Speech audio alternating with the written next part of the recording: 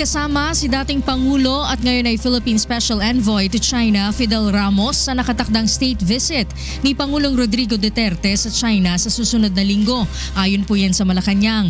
Mismong si former President Ramos aniya ang nagdesisyong huwag sumama sa delegasyon ng bansa.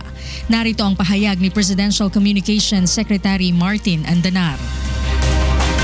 Nung nag-usap po kami ni former President Fidel V. Ramos nung nakaraang Sabado, ang sinabi niya po ay hindi siya sasama. Hindi niya sinabi yung dahilan kung bakit hindi siya sasama, pero